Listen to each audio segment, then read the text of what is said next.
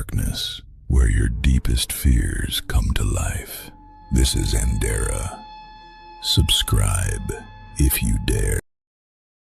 स्वागत है अंधेरा में, जहां हम आपको सुनाते हैं वो कहानियां जो अंधेरे में छुपी होती हैं।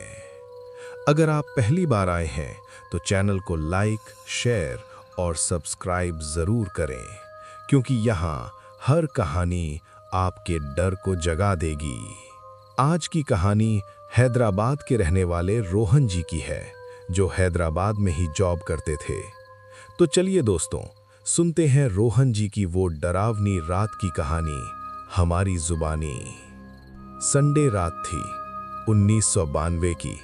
मेरा नाम रोहन है और जो मैं उस रात झेला वो आज तक मेरे अंदर जिंदा है। मैं हैदराबाद से मुंबई जाने वाली बस में बैठा था। सब कुछ सामान्य था, लेकिन मुझे क्या पता था कि ये सफर मेरी जिंदगी बदल देगा। रात करीब 9 बजे बस पटनचेरू के पास अचानक खराब हो गई। ड्राइवर ने कहा, आगे बंगला बस स्टैंड है, लगभग 80 किलोमीटर दूर। जो जाना चाहता है दूसरा इंतजाम कर ले। मेरे पास वक्त नहीं था, मुझे मुंबई किसी भी हालत में पहुंचना था। तो मैं बस से उतर गया। हवा का तेज झोंका, सड़क पर अंधेरा था और मैं अकेला। कुछ देर बाद मुझे एक ट्रक वाला मिला जिसने मुझे लिफ्ट दे दी और मैं बंगला बस स्टैंड तक पहुंच गया। लेकिन असली डर वहीं से शुरू हुआ। रात के करीब 11 बज रहे थे। बंगला बस स्टैंड सुनसान, टूटा हुआ और अजीब तरह से खामोश। मैंने सोचा अब यहां से कोई गाड़ी मिले तो निकलूं। तभी धीरे धीरे कदमों की आवाज। मुझे लगा कोई मेरे पीछे खड़ा है। मैंने पलट कर देखा। एक आदमी। उसका चेहरा अंधेरे में छुपा हुआ था, लेकिन उसकी आंखें बहुत अजीब थीं। उसने सीधा पूछा, कहाँ जाना है? मैंने कहा, मुंबई। वो कुछ सेकंड तक मुझे घूरता रहा, फिर हल्का सा मुस्कुराया। चलो, मैं छोड़ देता हूं। मुझे अजीब सा लगा, लेकिन मेरे पास कोई और ऑप्शन भी नहीं था। दूर से ट्रक की आवाज। कुछ ही देर में एक पुराना टाटा ट्रक हमारे सामने आकर रुका। Truck breaks screech. ड्राइवर ने खिड़की से झांक कर मुझे देखा। उसकी आंखें जैसे सब कुछ जानती हों। बैठ जाओ। मैं ट्रक में चढ़ गया और जैसे ही ट्रक आगे बढ़ा, ट्रक इंजन रोरिंग। मुझे लगा जैसे मैं किसी ऐसी जगह जा रहा हूं जहां से वापस आना आसान नहीं होगा। कुछ देर तक सिर्फ खामोशी थी।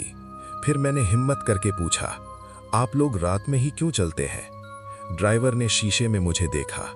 कुछ रास्ते दिन में नहीं खुलते। मेरे शरीर में सिहरन दौड़ गई। हवा की सरसराहट। जैसे जैसे हम सोलापुर के जंगलों में घुस रहे थे, डर बढ़ता जा रहा था। अचानक ट्रक ब्रेक्स। अचानक ट्रक रुक गया। सामने 4-5 आदमी खड़े थे, हथियार, ढके हुए चेहरे, डाकू। मेरी आवाज कांप गई। उनमें से एक मेरे पास आया, जो भी है निकाल दे। मैं कुछ बोल ही नहीं पा रहा था। तभी ड्राइवर ने कहा, तुम लोग अभी भी यहीं हो? उसकी आवाज में गुस्सा था, डर नहीं। डाकू हंसे, और तू अभी तक जिंदा है? मेरे दिमाग में एक ही सवाल घूम रहा था, ये क्या मतलब है? अचानक ठंडी हवा। अगले ही पल ट्रक अपने आप हिलने लगा। स्टीयरिंग खुद घूम रहा था।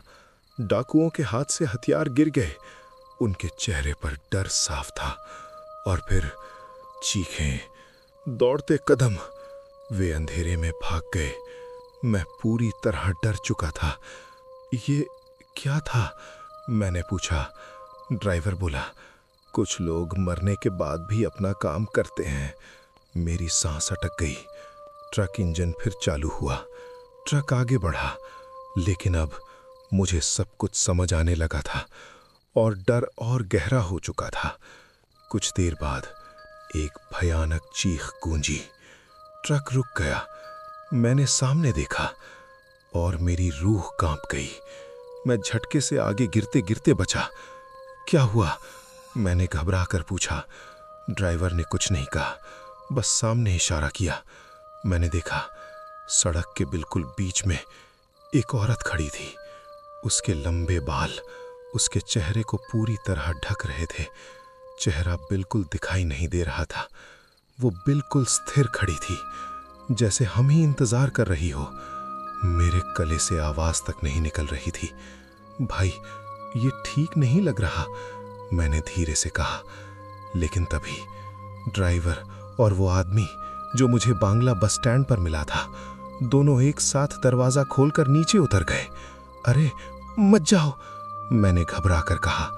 लेकिन वो दोनों मेरी बात अनसुनी करके उस औरत की तरफ बढ़ने लगे। धीरे धीरे कदमों की आवाज, सूखी पत्तियों पर। मैं ट्रक के अंदर बैठा कांप रहा था। मैं देख रहा था वो दोनों उस औरत के बिल्कुल पास खड़े हो गए, कुछ बात कर रहे थे, लेकिन मुझे एक भी शब्द सुनाई नहीं दे रहा था। बस हवा की आवाज और एक अजीब सा दबाव, जैसे हवा भी भारी हो गई हो। कुछ सेकंड या शायद मिनट, फिर अचानक ड्राइवर और उसका साथी वापस ट्रक की तरफ लौटने लगे। धीरे धीरे कदम वापस आते हुए वो दोनों बिना कुछ बोले ट्रक के पास आए। ड्राइवर ने दरवाजा खोला और मेरी तरफ देखकर बोला, थोड़ा इंतजार करना पड़ेगा। उसकी आवाज पहले से ज्यादा भारी थी। फिर उसने मेरी आंखों में देखते हुए कहा, रोहन, गाड़ी से नीचे मत उतरना, कुछ भी हो जाए। मेरे दिल की धड़कन और तेज हो गई। मैंने बस सर हिला दिया और फिर वो दोनों उस औरत की नहीं बल्कि जंगल की तरफ चले गए। सूखी टहनियों के टूटने की आवाज, कदम दूर जाते हुए। अब मैं अकेला था, पूरी तरह अकेला। मैं खुद को समझा रहा था, कुछ नहीं होगा, बस बैठे रहो। लेकिन तभी मुझे लगा कोई मुझे बुला रहा है। रोहन, मैं चौंक गया। मैंने इधर उधर देखा, कोई नहीं था। फिर वही आवाज और पास, रोहन बाहर आओ। मेरे रोंगटे खड़े हो गए। नहीं, ये सब दिमाग का खेल है, मैं खुद से बोल रहा था। लेकिन आवाज और साफ होती जा रही थी। रोहन, अब मैं कंट्रोल नहीं कर पाया। ड्राइवर की बात मेरे दिमाग में गूंज रही थी, गाड़ी से उतरना मत। लेकिन मैं दरवाजा खोल ही बैठा। मैं धीरे धीरे नीचे उतरा और जैसे किसी के इशारे पर जंगल की तरफ चलने लगा।